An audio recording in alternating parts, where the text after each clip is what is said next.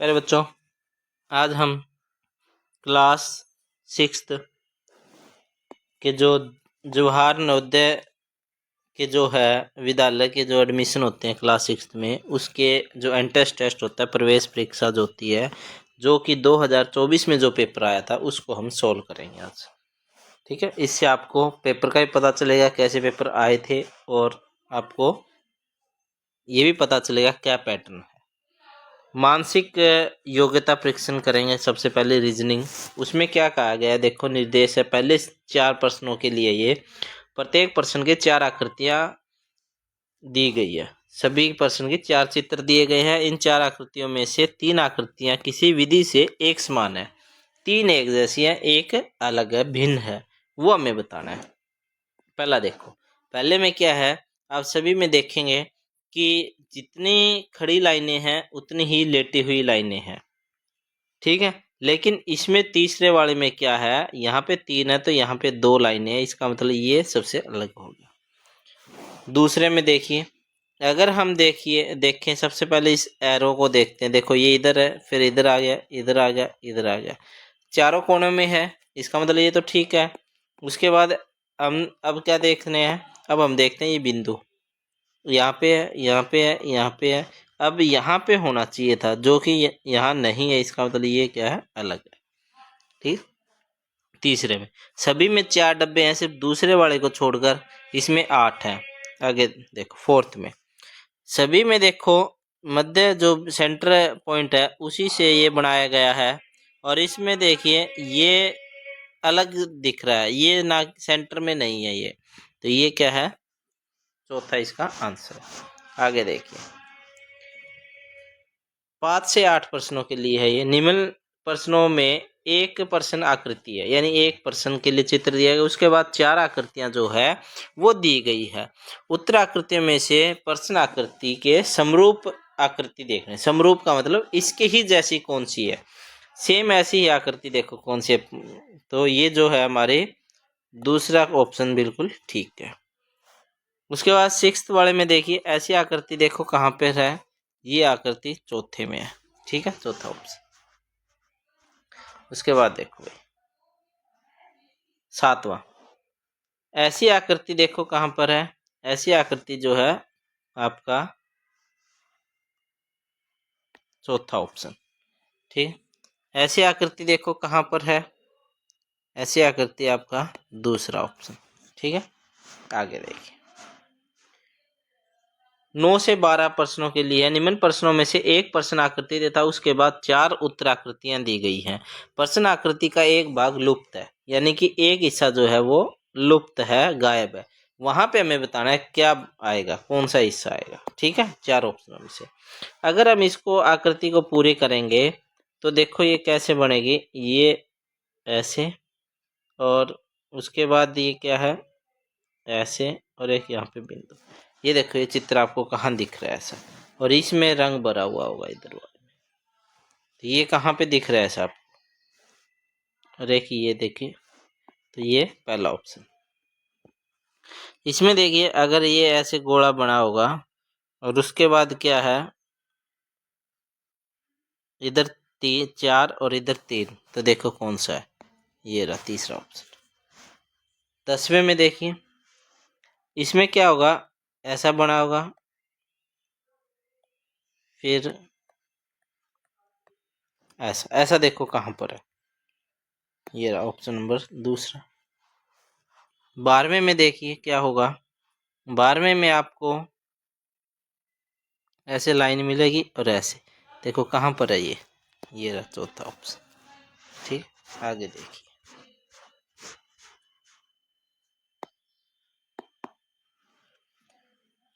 13 से 16 के लिए है। निम्न प्रश्नों में 3 प्रश्न आकृति दी गई है, चौथी जो है वहां पे क्वेश्चन मार्क का प्रश्न चिन्ह है।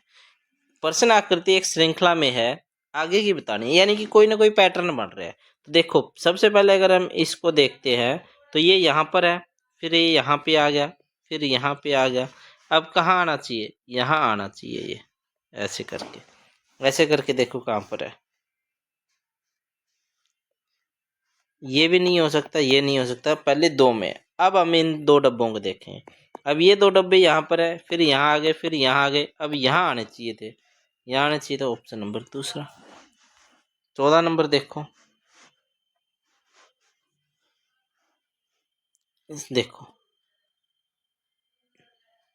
ये यहाँ पर है, फिर इधर आ गया, फिर इधर आ गया, अब इधर, अब अगले में क्या है, वो किधर आना चाहिए, इधर आना चाहिए, क्या, ये गोला, ठीक है, एक में ही है, तो ये आपका आंसर है। अगले में देखो, पहले में एक तीर है, फिर दो है, फिर तीन, अब चार वाली है। चार देखो किस में है, चार सभी में है, लेकिन ये देखो ये लाइन आर पार हो रही है और आगे निकल रही है, इसमें नहीं हो सकता। ये आगे पार हो रही है, ये इसमें देखो दो तीर है, ये नहीं हो सकता। अब ये जो है ये बिल्कुल सही ऑप्शन है, इसमें जो है आगे की तरफ नहीं निकल रही, इसलिए ये भी नहीं हो सकता। 16वां, पहले में एक, फिर दो, फिर तीन, अब चार वाला होगा, चार, ये रे ऑप्शन नंबर 2, ठीक है। आगे देखो बच्चों, 17 से 20 के लिए निम्नलिखित प्रश्नों में तीन आकृतियां के साथ चौथी आकृति के स्थान पर एक प्रश्न चिन्ह लगा हुआ है। पहली दो जो प्रश्न आकृतियों में परस्पर जो संबंध है, उसी तरह तीसरी और चौथी का होगा, यानी इन दोनों का जो संबंध है वो इन्हीं का होगा। देखो यहाँ पर ये जो है ये गायब होगी यहाँ पे दूसरी आकृति में, तो इसी में ये डंडे अगर इसमें गायब होंगी तो कौन सा चित्र आएगा, ये वाला आएगा, ठीक है।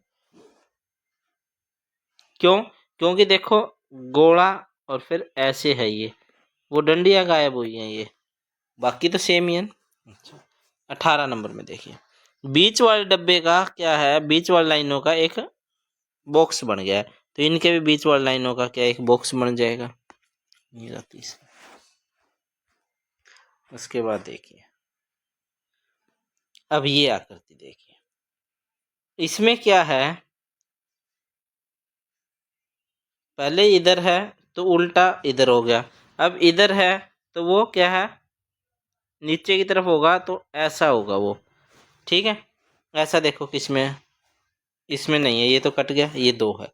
अब इसमें देखो लाइन आर पार नहीं है, ये आर पार नहीं है ना, तो क्या होगा, किसमें आर, इसमें आर पार है, ये नहीं होगा, इसमें बीच में कट गया, ये नहीं होगा, तो ऑप्शन बच गया ये। अब देखिए, इसमें तीर उल्टी होगी ये, तो इसमें भी क्या है, तीर इधर की तरफ हो जाएंगे और ऐसा होगा, देखो कहाँ है ये रहा तीसरा। आगे देखिए, 21 से 24 निम्न प्रत्येक प्रश्न जो है ज्यामितीय आकृति, ज्यामितीय आकृति का मतलब है सिमेट्रिक, यानी कि हम कह सकते हैं उसको पूरा करना है, बची हुई जो है, ठीक है, का एक कोई टुकड़ा है, यानी कि ये टुकड़े जोड़ना है, इसको ऐसे अगर हम बनाएंगे तो देखो कौन सा टुकड़ा आएगा, ये वाला है, तो ये देखो कहाँ, ये रहा 22 नंबर में। देखो अगर इसको हम ऐसे जोड़ेंगे तो कैसा टुकड़ा बनेगा, ऐसा टुकड़ा, ऐसा कौन सा है, देखो ये रहा पहला। अगर इसको जोड़ेंगे तो कुछ ऐसा टुकड़ा बनेगा, ऐसा कौन सा है, ये रहा 24 नंबर में। अगर इसको हम जोड़ेंगे तो कुछ ऐसा बनेगा, ऐसा कौन सा है, ये रहा, ठीक है, 2 नंबर, ठीक है। आगे देखें, 25 से 28 के लिए निम्न प्रश्नों में एक प्रश्न आकृति और चार उत्तर आकृतियां हैं। इस प्रश्न आकृति में दर्पण, यानी कि हमें दर्पण शीशे में है, शीशे सामने क्या होता है, हमें उल्टा दिखाई देता है, दायां बायां बायां दायां दिखाई देता है, वैसा ही है ये एक दर्पण है, तो कैसा होगा, ये एरो इधर आ जाएगी इसकी, हाँ, और क्या होगा, ये जो है ये तो दोनों में ही ऊपर ही रहेंगे, ठीक है। अब ये जो इधर गोला है वो इधर आ जाएगा, अब रंग इधर भरा हुआ है तो इधर वाले में रंग भरा हुआ आ जाएगा, एक मिनट, ये ऐसा है, इसमें रंग के किधर ऐसे आ गया, अब ये इधर होगा, इधर है तो इधर रंग भरा जाएगा ये, तो देखो कौन सा ऐसा, दूसरा नंबर नहीं, दूसरा नहीं है, दूसरे में एरो इधर है, तो कौन सा आ गया,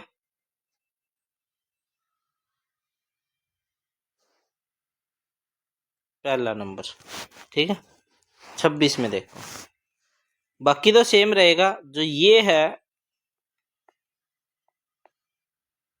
ये जो है इधर आ जाए, इधर है के बजाय इधर आ जाएगा। देखो कहाँ पहले में। अच्छा, इसमें क्या है, इसमें सेम ही रहेगा क्योंकि इनमें कोई फर्क नहीं है, तो ये सेम रहेगा क्योंकि देखो ऐसा बनेगा ये, और फिर क्या है, ये डब्बा बन जाएगा, ठीक।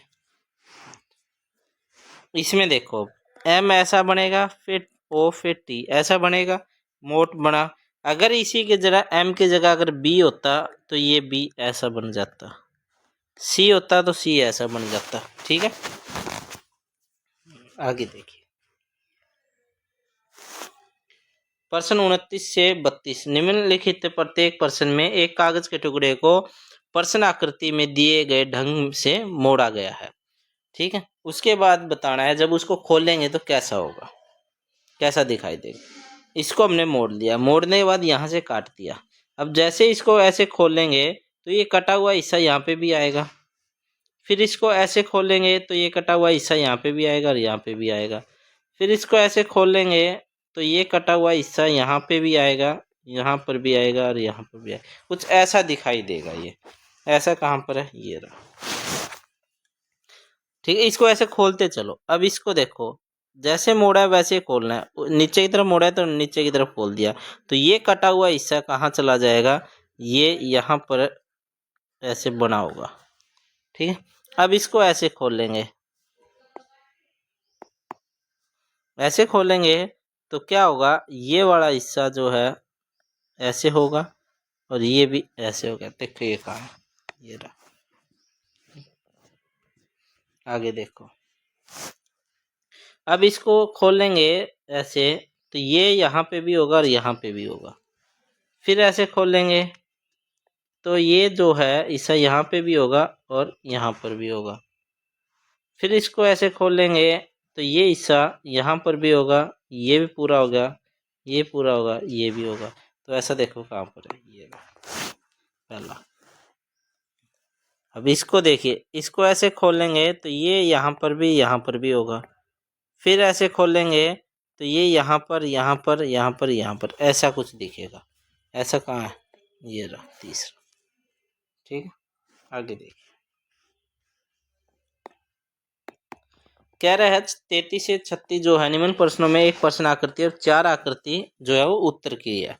प्रश्न आकृति में दिए गए टुकड़ों से कौन सी आकृति बनाई जा सकती है, इससे कौन सी आकृति बनाई जा सकती है। सबसे पहले तो बड़ा वाला ट्रायंगल देखो कहाँ, किस में है, इसमें नहीं है, ये नहीं है, ये हो सकता है, ये हो सकता है, तीनों हो सकते हैं।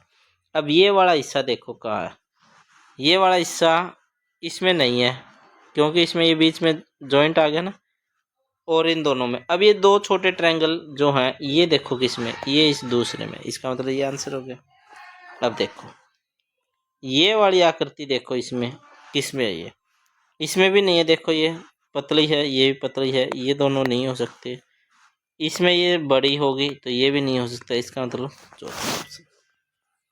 अब इसमें देखो ये वाली आकृति देख लेते हैं, कोई भी एक आकृति उठा लो, ये किस में है, ये सिर्फ एक में है, पहले में, और किसी में नहीं है, तो ये आंसर हो गया।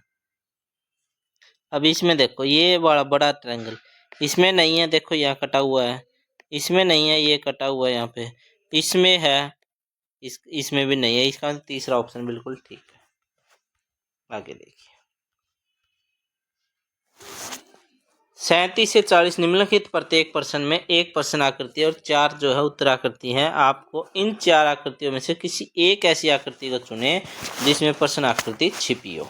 अब यही आकृति देखो, ये वाली आकृति इन्हीं में से कहीं छिपी होनी चाहिए। तो देखो अगर मैं ये देखूं, देखो मिलती है ना दोनों आकृतियां, इसमें छिपी हुई है, इसका मतलब ये इसका आंसर हो गया। 38 नंबर देखिए, अब ये वाली आकृति देखो किसमें है ना, इसमें नहीं है, नीचे की तरफ नहीं मुड़ा हुआ, इसमें है, ये रहा तीसरा ऑप्शन, ठीक है। अब ये देखो डब्ल्यू वाली, ये है, ये ऑप्शन ठीक है। अब ये वाली देखो किस में हो सकती है,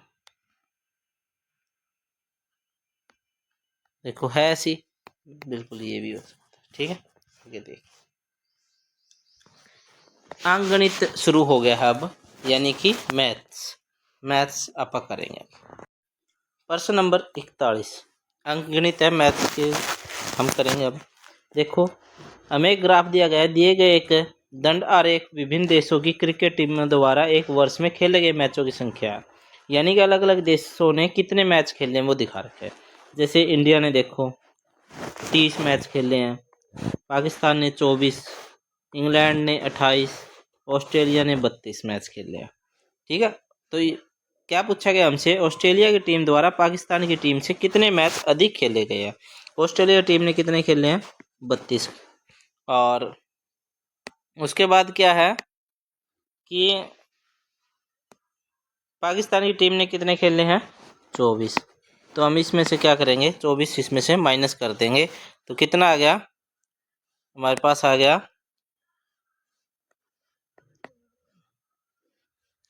ये तो हो गए 12 में से 4 गए 8, यानी कि 8 मैच जो है वो ज़्यादा खेले गए हैं। आगे देखिए 42 नंबर, 42 क्वेश्चन में क्या कहा गया है, एक आकृति दी गई हमें, उसमें क्या है एंगल बताने हमें A O B angle, B O C, C O D और डी ओ ई दे रखे, यानी देखो कैसे, इसका मतलब क्या है, ए ओ बी का मतलब ए, ये ओ और ये बी, यानी कि ये वाला एंगल।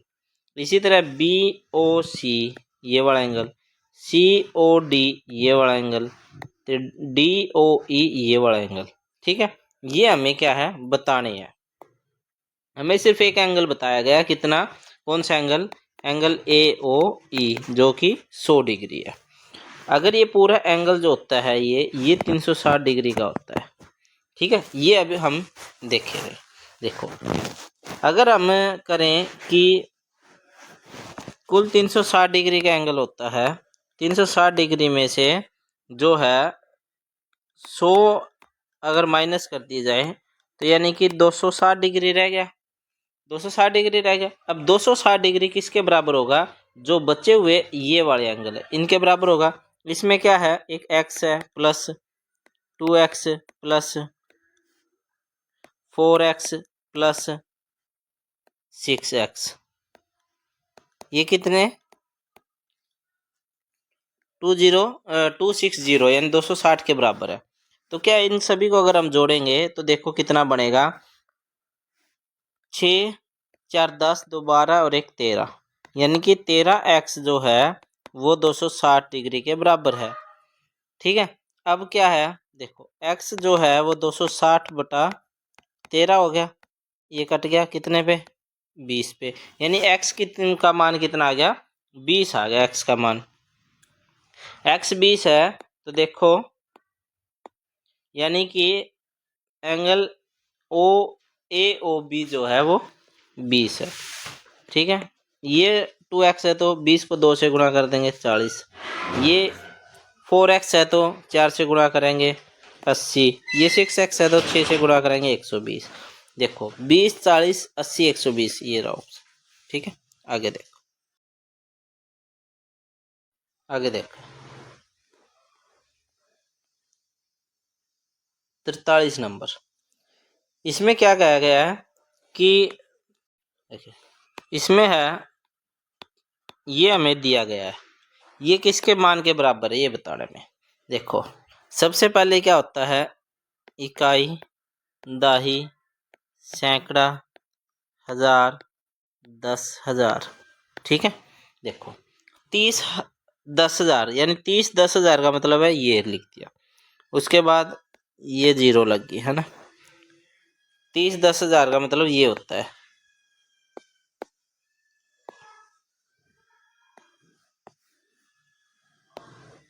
आगे देखिए अब, तो उसके बाद 9 दाई है, 9 दाई का मतलब ये यहाँ लिख दिया हमने। तो ये देखो क्या ये वही संख्या बन गई, नहीं बनी, ये नहीं बनी, तो हम दोबारा देखेंगे अब।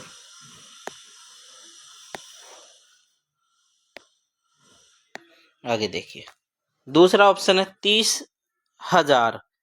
30,000 का मतलब है ये 30,000। उसके बाद 9 सैकड़े। 9 सैकड़े का मतलब ये हो गया। इसका मतलब ये भी नहीं बनी संख्या।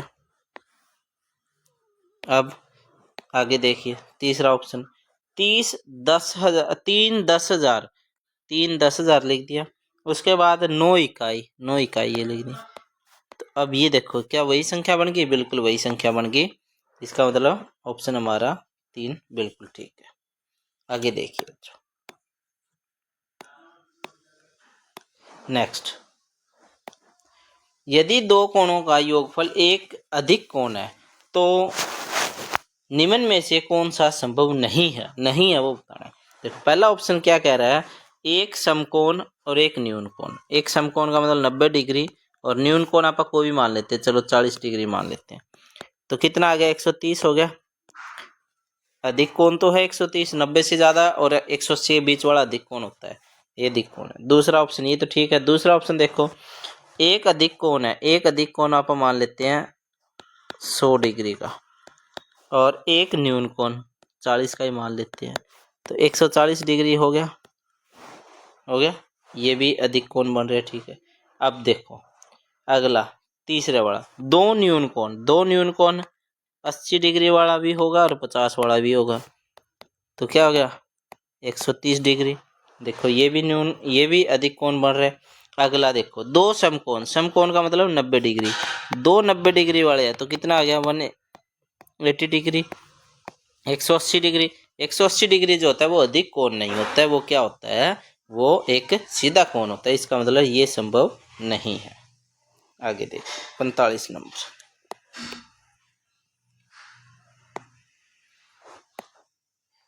सुमित का भार 107 किलोग्राम और संजय का भार 82 किलोग्राम है। दोनों का भार सन्निकटन द्वारा निकटतम दाही के मान का अंतर है।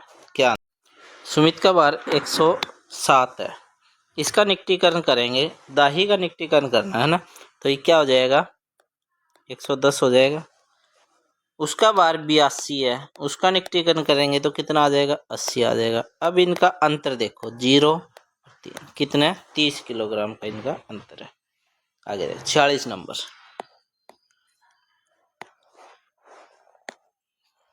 यदि एक वर्ग की प्रत्येक भुजा अपनी 1/3 हो जाए तो वर्ग का क्षेत्रफल घट कर हो जाएगा। क्या हो जाएगा? देखो, चलो आप वर्ग के है, उसका क्षेत्रफल, उसका क्या होता है? क्षेत्रफल होता है साइड गुना साइड, भुजा गुना भुजा, है ना। तो क्या होगा? अगर आप 30 मान लेते, 30 गुना 30 क्या हो जाएगा? 900। 900 वर्ग मीटर मान लो, जो भी है, 30 मीटर मानना था। अब इसका 1/3 कर दिया जाए। 1/3 का मतलब है 30 को 1/3 से गुणा कर दिया जाए तो 10 आ गया उत्तर। 10 आ गया, तो 10 साइड ले ली। 10 गुना 10 कितना आ गया बच्चों? 100 मीटर स्क्वायर आ गया। अब मैंने ये 30 ही क्यों लिया? देखो 30 इसलिए लिया था क्योंकि यहाँ पर 1/3 लिखा है, यानी 1/3 से जो है ये आसानी से कट जाए। अगर यहाँ 1/4 लिखा होता तो मैं 40 ले लेता। एक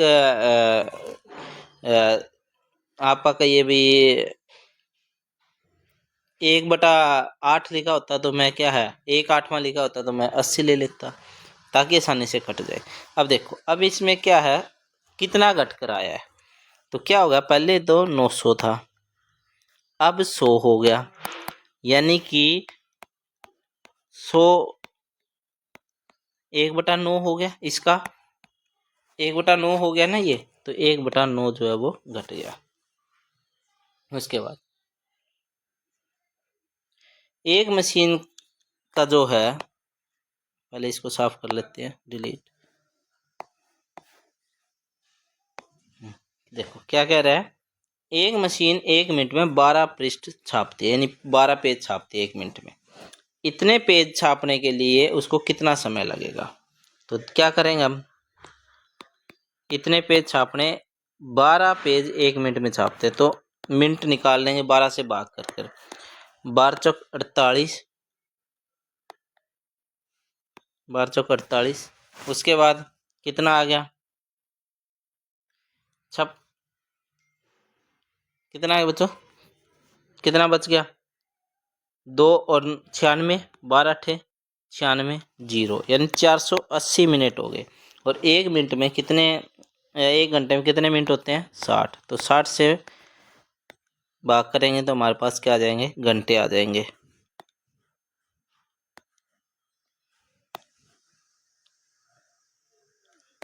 8 6 48, ठीक है, यानी 8 घंटे लगेंगे उसमें। आगे देखिए,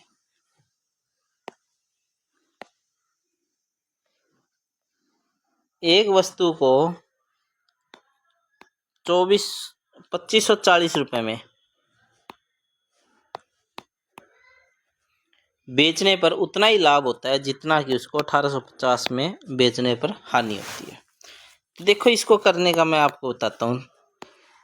मान लीजिए कोई चीज़ है, वो मैंने 115 रुपये में बेच दी, और कोई चीज़ है जो कि मैंने 80 रुपये में या आप कहें 85 रुपये में जो है बेच दी।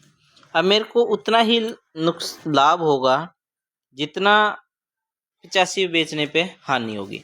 तो मैं क्या करूँगा, इन दोनों के बीच की संख्या निकालूंगा। बीच की निकालने के लिए इन दोनों को जोड़ूंगा, कितना आएगा 5 5 10, 1 8 और 2 10, 1 200, 200 हो गए। इसको मैं 2 से भाग कर दूंगा तो इनके बीच की संख्या आ गई ना, बीच की संख्या 100। अब देखो, 100 की चीज़ लाया मैं 115 की बेच दी तो मेरे को 15 का फायदा हुआ।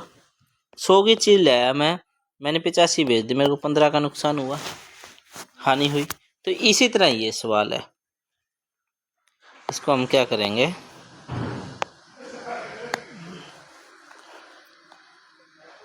$2540 और 1850 को जोड़ देंगे। 0 9 8 5 13, 1 2 3 1 4। अब इसको 2 से भाग कर देंगे क्योंकि इसके बीच के निकालनी है तो 2 से भाग करेंगे। तो कितना आया 2 एकम 2, सॉरी 2 दूनी 4, 2 एकम 2 19, 9 दूनी 18, 5, यानी 2195 रुपये की चीज़ है वो, 2195। ठीक है, नेक्स्ट देखो,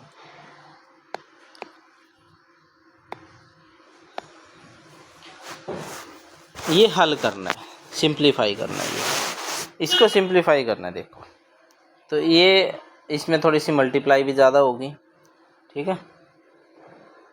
देखो, सबसे पहले आपको ये पता होना चाहिए जो 5 से 3/8 लिखा हुआ है, इसको हम जो है वो पहले इससे गुणा करते हैं, 8 5 40, और फिर इसमें ये जोड़ देते हैं। 40 और 3 कितने हो गए 43, यानी कि 43/8 है ये। इस तरह हम सारों को करेंगे, ठीक है। 8 से ही 1/8 है तो 8 8 64, 65/8 हो गया, ठीक है। इसी तरह हम सारे करेंगे ये, ठीक है। अब देखो, तो ये तो हो गया आपका 43/8 गुणा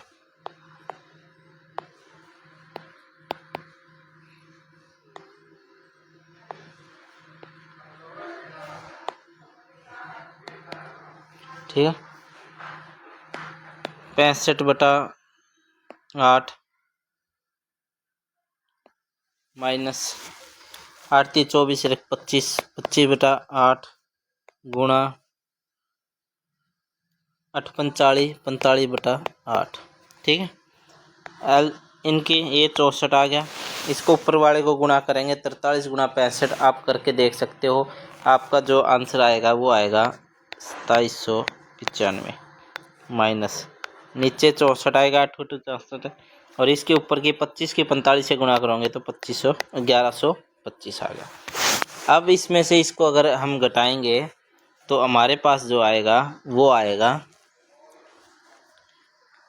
एलसीएम 64, 2795 माइनस 1125, ये हमारे पास आ जाएगा इसका आंसर 1670/64, ठीक है।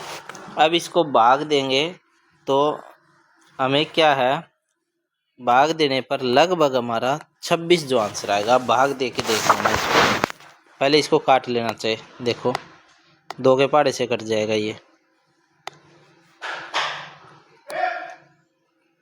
32 और ये कट गया 8 3 दूनी 6, यानी कि 835/32। ठीक है, इसको आप भाग दोगे तो लगभग आपका 26 आंसर आएगा। ठीक है, भाग देना सभी को आता है।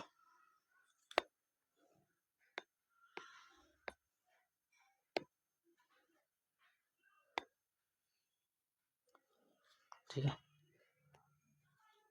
आगे देखिए अगला 50वां। एक पुस्तक का क्रय मूल्य 100 रुपये, दुकानदार ऐसी 3 पुस्तकों को 275 रुपये में बेच देता है। देखो, एक पुस्तक जो है 100 रुपये की है, तो 3 पुस्तक क्या होगी, वो इसको हम 3 से गुणा कर देंगे तो कितने की होगी, 300 की। उसने 3 पुस्तक बेची कितने में, 275 रुपये। उसको नुकसान कितने का हुआ, नुकसान हुआ फायदा, नुकसान हुआ 25 रुपये की हानि। आगे देखिए,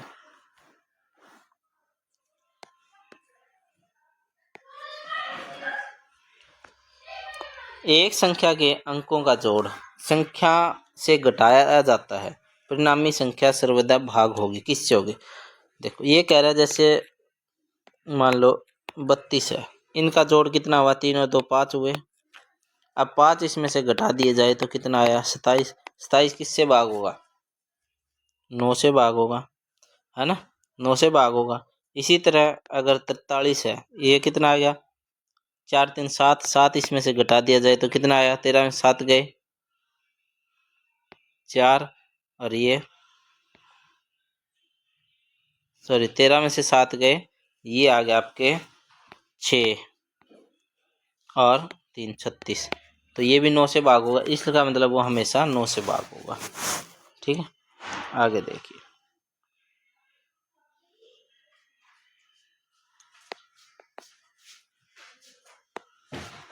देखिए 31 सही 7/16, इसको दशमलव में बदलना है। तो सबसे पहले तो हम क्या करेंगे, 16 को 31 से गुणा करेंगे। गुणा करने पे क्या आएगा, 16 को 31 से अगर हम गुणा करेंगे तो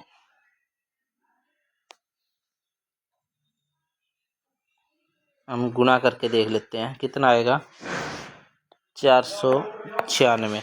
फिर हम क्या है, इसको इसमें ये जोड़ेंगे, है ना, जोड़ते नहीं, 7 इसमें जोड़ेंगे, तो 7 जोड़ेंगे तो हमारा आ जाएगा 503/16, ये आ गया। अब 16 भाग देंगे, 16 से इसको भाग देंगे, 503/16 है, इसको भाग देंगे, 503 को हम 16 से भाग करेंगे, कितना आएगा, 16 3 48, 2 3 उतार लिया, 16 1 16, कितना आ गया, 13 में से 16 6 गए, कितना आ गया 7। फिर हमें अब दशमलव लग गया, फिर 0, 16 चौके 64, 6 फिर 0 60, 16 3 48। ठीक है, देखो 31.43 कही है, 31.43 ये रहा। ठीक है, आगे करने की जरूरत है नहीं, आगे देखिए,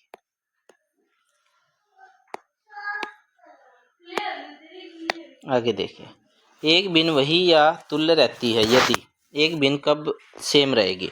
देखो, वो कह रहा है कोई भी बिन ले लेते, 3/4 ले लिया, इसमें अगर कहते हर और अंश में सेम जोड़ दे चीज, चलो एक एक जोड़ देते तो क्या आ गया, 4/5 आ गया। देखो बदल गई ना बिन, ये तो नहीं हो सकता, फिर क्या करेंगे,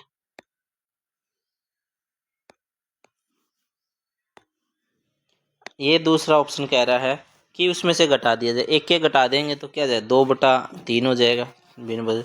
गुणा का करें, गुणा अगर मैं इसको 3 से कर दूं और इसको भी 3 से कर दूं तो 9/12। अगर इसको काटूंगा तो देखो वापसी वही बन गया, 3/4, वही बिन है ना, इसका मतलब हम क्या करेंगे, अंश और हर में गुणा किए जाए तो वही रहती है बिन। ठीक है, आगे देख,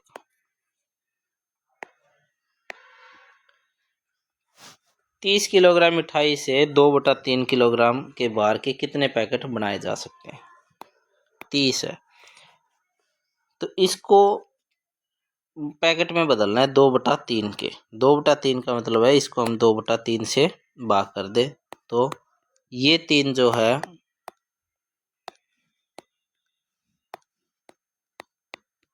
ये ऊपर चला जाएगा। ऊपर जाएगा तो 30/2 गुणा 3 हो गया। ठीक है, तो इसको अगर हम काटेंगे, ये 15 से है 15 3 45, तो 45 पैकेट बन गए हमारे। ठीक है, आगे देखिए, यदि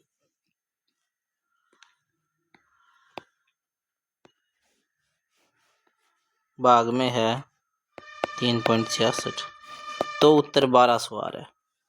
अगर यही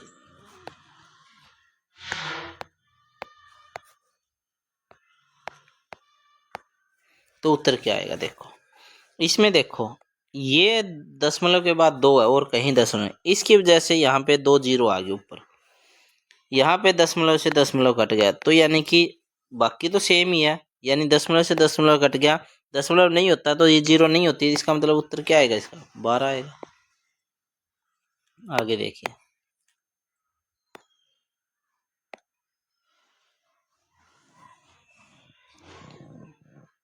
एक आयताकार प्लाट का क्षेत्रफल 616 वर्ग मीटर है, जबकि इसकी चौड़ाई 22 मीटर है। इसके चारों ओर तार का हमें क्या करना है, यानी कि बाड़ बांधनी है। बाड़ लगाने का खर्च क्या आएगा? 1 मीटर का जो है वो 7 रुपये 50 पैसे है। देखो आयताकार के क्षेत्रफल होता है लंबाई गुना चौड़ाई। ठीक है, लेंथ मल्टीप्लाई ब्रेथ। तो देखो लेंथ हमें दी हुई नहीं है, लेंथ x मान लेते हैं, ब्रेथ हमें 22 दी हुई है, इसका क्षेत्रफल भी हमें दिया हुआ है। तो x ये इधर आके क्या हो जाएगा बच्चों? इसके भाग में आ जाएगा। तो 11 के पहाड़े से काट दो या 2 के पहाड़े से काट दो। पहले 2 के पहाड़े से काटोगे तो क्या होगा? 308 और ये बटा 11। ठीक है, अब क्या है, फिर से ये काट दो 11 के पहाड़े से, 11 दूनी 22, क्या होगा? 8 बच गए, 11 8 88, यानी 28। हमारे पास लंबाई कितनी आ गई? 28 आ गई। अब इनका हमें क्या करना पड़ेगा? बाड़ लगानी है तो ऐसे लगाएंगे इसके चारों तरफ, तो ये लंबाई, ये चौड़ाई, ये लंबाई, ये चौड़ाई, इनका सभी का जोड़ होगा। और इसका फॉर्मूला क्या होता है?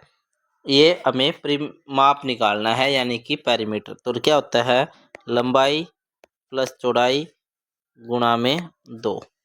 तो देखो 2 गुणा में लंबाई कितनी है?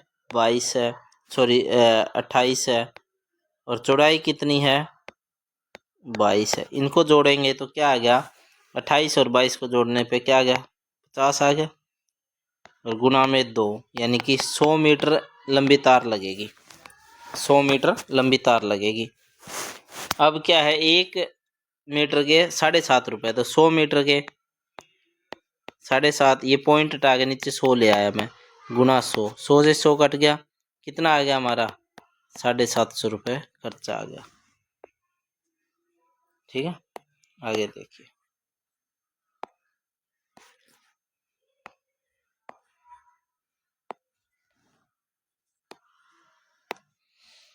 नेक्स्ट, एक वर्ग का परिमाप उस आयत के परिमाप के समान है जिसकी लंबाई 17 मीटर और चौड़ाई 11 मीटर। इस वर्ग का क्षेत्रफल क्या होगा? देखो पहले तो हमें आयत का परिमाप निकालना पड़ेगा। आयत का परिमाप होता है 2 गुणा लंबाई, 2 गुणा लंबाई प्लस चौड़ाई। ठीक है,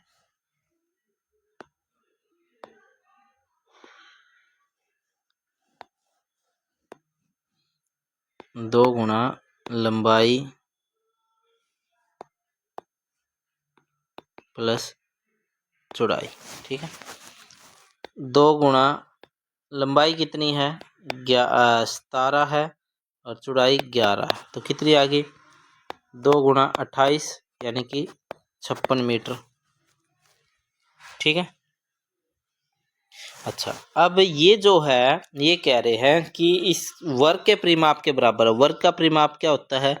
4 गुणा में साइड भुजा, तो 4 गुणा में साइड कितनी है? हमें नहीं पता, x मान लेते हैं।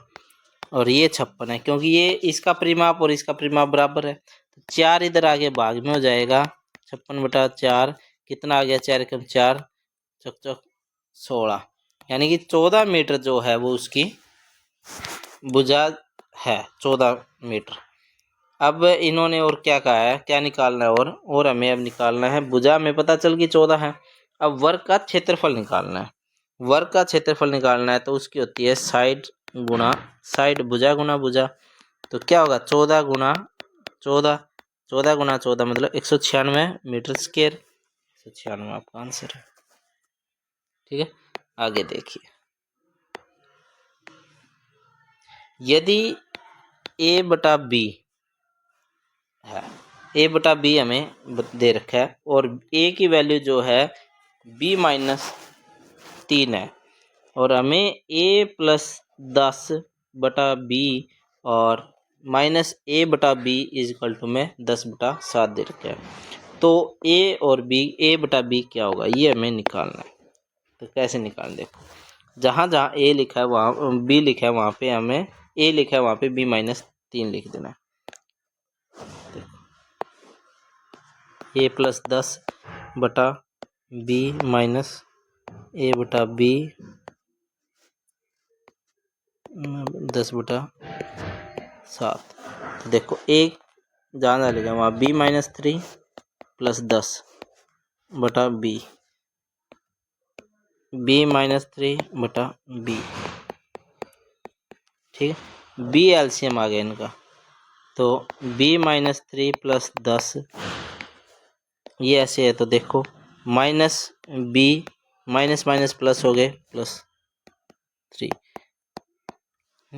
अब देखो ये प्लस का है, ये माइनस का कट गए, ये माइनस का है, ये प्लस का कट गए, बच गया क्या हमारे पास 10 बटा b 10/7।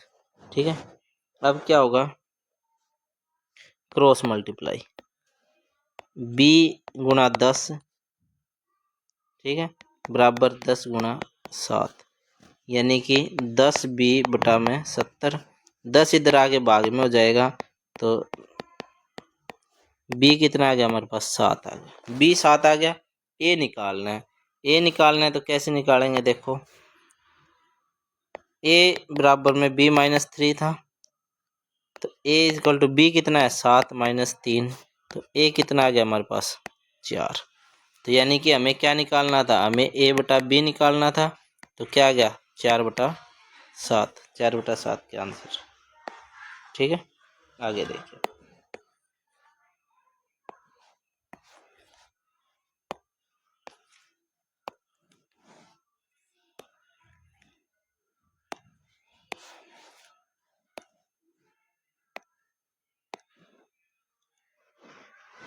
उनसठ नंबर, 3 अंकों की बड़ी से बड़ी संख्या तथा 3 अंकों की छोटी से छोटी संख्या बनानी है इन अंकों से और उनका गुणनफल। बड़ी से बड़ी क्या बनेगी, 9 6 0। बड़े से छोटे की तरफ चलते हैं, छोटी से छोटी देखो बच्चों, छोटे से बड़े की तरफ चलते हैं, ऐसे अगर बनाएंगे तो ये 2 अंकों की बनेगी, इसका ध्यान रखना। तो हमें क्या है, 0 जो है वो बीच में रखनी पड़ेगी, 6 0 9। अब इनकी गुणा करनी है, 9 0 0, 9 6 54, 5 ऊपर निम्न में 81 और 5 86, 0 0 0, क्योंकि 0 हम किसी से भी अगर 0 को गुणा करेंगे वो 0 हो जाएगा। अच्छा, उसके बाद 6 0 0, 6 6 36 3, अच्छा 6 निम 54 और 3 57, इनका जोड़ करेंगे, 0 4 6 8 से 14 1 8 5 5,84,640 ये रहा। ठीक, आगे देखो, यदि हम 1 से 100 तक की सभी संख्याओं को लिखें तो 9 कितनी बार आएगा। देखो सबसे पहले अगर हम 1 से 9 लिखते हैं, 1 से 10 लिखते हैं तो 9 एक बार आएगा, 9 में। अगर हम 11 से 20 लिखेंगे तो 19 आएगा, एक बार है ये भी। फिर अगर हम 21 से 31 बार लिखेंगे, 21 से मान लो 30 बार लिखेंगे तो क्या आ गया, 29 आएगा, वो भी एक बार है। फिर 31 से 40 39 आएगा, एक बार है। फिर 41 से 50 49 यानी एक बार है। फिर 51 से 60 59 एक बार है। फिर 61 से 70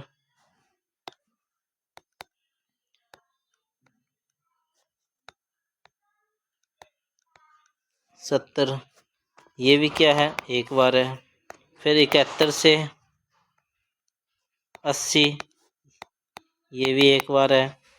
फिर 81 से 90 ये भी एक बार है। ठीक है, इसी तरह अगर हम 91 से 99 लिखेंगे या 98 लिखेंगे तो एक एक बार आएगा ना। जैसे 91 92 93 94 95 96 97 98 एक एक बार है। तो 1 2 3 4 5 6 7 8 8 बार तो ये आ गया। और फिर 99 में 2 बार आएगा, 10 ये हो गए। तो 11 12 13 14 15 16 17 18 19।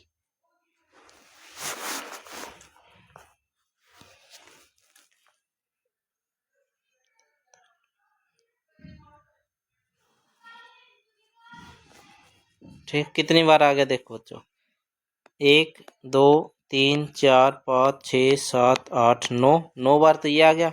और 91 से 98 के बीच में 8 बार ये आ गया।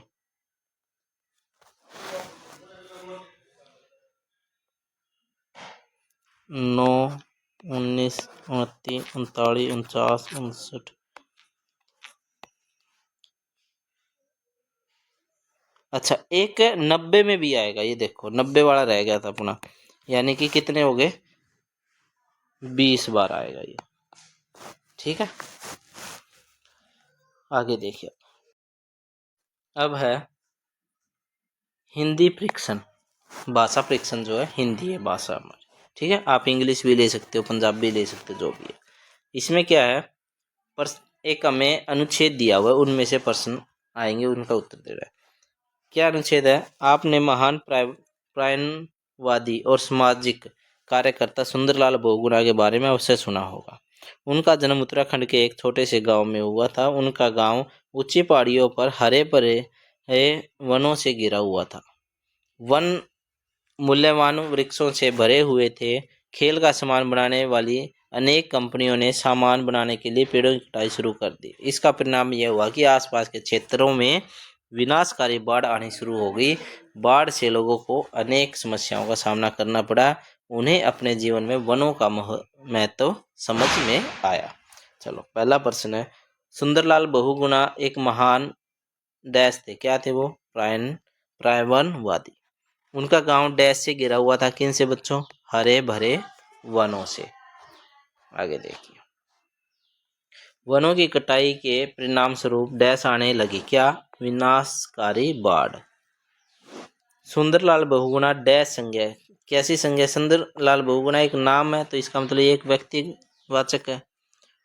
मूल्यवान का पर्यायवाची, मूल्यवान किसके क्या मतलब होता है उसका, अमूल्य। ठीक है, जिसकी कीमत बहुत ज्यादा हो। अगला अनुच्छेद, अनुच्छेद दूसरा देखिए, विनम्रता एक महान सद्गुण है। इसका अभिप्राय है विनम्र, कोमल और सुशील होना। यह घमंडी होने के उल्ट है। यह समय पर नियंत्रण रखने के लिए गुणवत्ता है। ऐसा व्यक्ति जिद्दी नहीं होता, वह दूसरों से सलाह लेता है और उसके अनुभव से सीखता है। वह अपना समय का विशेषज्ञ है। वह आसानी से नाराज नहीं होता। एक विनम्र व्यक्ति अपनी गलतियों और कमियों को मुस्कान के साथ स्वीकार करता है, क्योंकि वह आत्म केंद्रित नहीं है, इसलिए वह विचारवान है। चलो, विनम्रता एक महान क्या है, गुण है। विनम्रता का अभिप्राय है किससे है, सविनय होना, यानी कि किसी के क्या मतलब? विनम्र भाव से सविनय होना।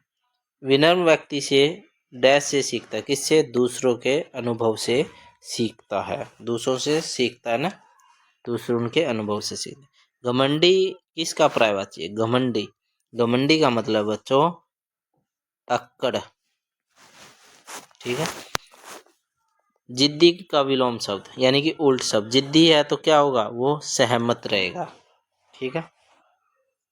अनुच्छेद 3, कृतज्ञता ज्ञापन एक महान सद्गुण है जो प्रत्येक व्यक्ति में होना चाहिए।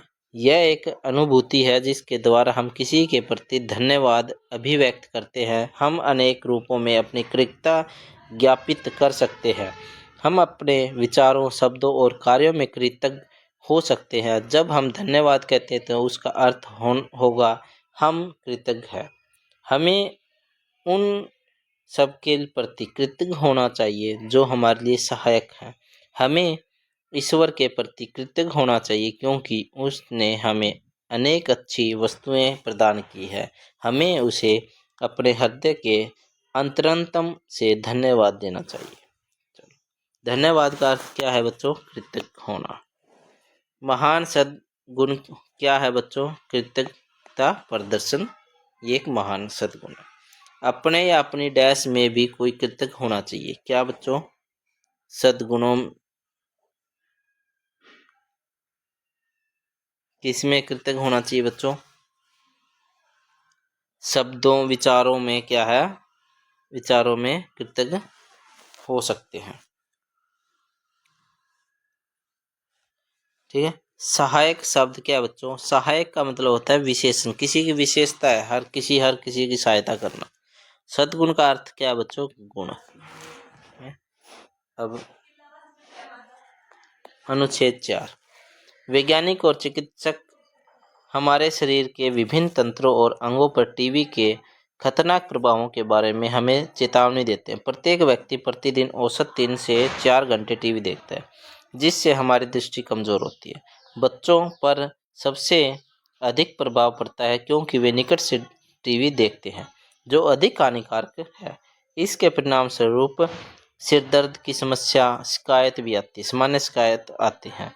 लंबे समय तक टीवी देखना हमारे शरीर, स्वास्थ्य और मानसिक विकास के लिए हानिकारक है। नृत्य, संगीत, लड़ाई के विभिन्न कर्मों की ऊंची आवाज़ों से बहरापन आ सकता है। एक ही मुद्रा में बैठना टीवी देखने से जोड़ों में दर्द, पीठ में दर्द और मांसपेशियों में दर्द भी होता है। टीवी देखते हुए खाना खाने से हमारी पाचन क्रिया ढीली हो जाती है और मोटापा बढ़ता है।